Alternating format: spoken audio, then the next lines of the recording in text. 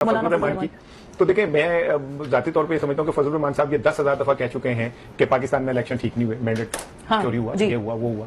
तो मुझे हैरानगी होती है कि जब उन्होंने इस बात को मान भी लिया तो किस मुंह से मखसूस नशिस्तें ले रहे हैं जो सुप्रीम कोर्ट ने उन्हें गिफ्ट में दे रहे हैं। वो जरा इखलाकी जुर्रत का मुजाहरा करें, गिफ्ट नहीं मना, ठीक है ना, कह दे कि मैं नहीं लेता। क्यों जमात इस्लामी ने जीती हुई नशिस्त नहीं छोड़ी कि हम नहीं जीते थे। ये मैं जमात इस्लामी जैसी जमात अगर इखलाकी जुर्रत का मुजाहरा कर सकती है, देखेंगे जो बात की है वो आप उसको अभी नहीं दे रहे। नहीं मैं कहते गिफ्ट का हमारे रवायती सिस्टम में मुनासिब नहीं वापस करना। नहीं देखिए बात यह है कि गिफ्ट ये भी देखना चाहिए कि कौन दे रहा है और इनकार हो सकता है कि नहीं, ठीक है ना। और आप गिफ्ट के बदले क्या दे रहे हैं, ठीक है, आप जो सर्विसेज आप गिफ्ट के बदले दे रहे हैं वो सब तो नहीं दे सकते।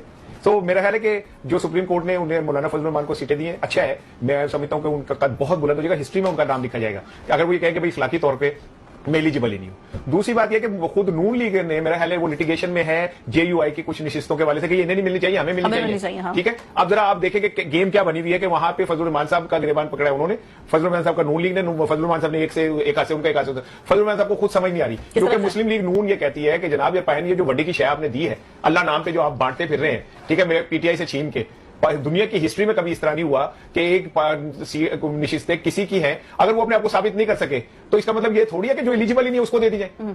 तो मौलाना साहब के कोरम तो कंप्लीट करना है ना उन्होंने, असेंबली का कोरम तो कंप्लीट करना है। एक अरसे से केपी असेंबली का कोरम कंप्लीट नहीं है, वहां पे सेनेट के इंतखाबात भी करा लिए, आपने सदारती इंतखाबात भी करा लिए, आपने क्या कहते हैं चेयरमैन सेनेट का भी करा लिया। पाकिस्तान में कौन देखता है ये चीजें कि पूरी है या नहीं है। अच्छा, अगर मौलाना को सीएम शिप ऑफर कर दी जाती है तो फिर क्या आएंगे मैदान में? मौलाना का आसानी निकल जाएगा अगर आप उनको आप कहते वो सदर बनने के चक्कर में है। अच्छा, आपको उन्होंने एक दफा अपना सीवी जमा कराया था अमेरिका में भी कि मैं मुझे सदर बना दे, मेरा कंडोलीजा राइस की किताब में है कि मौलाना ने कहा था मुझे बनाए क्या फर्क पड़ता है, ठीक है। तो मौलाना तो सदर की गेम में है।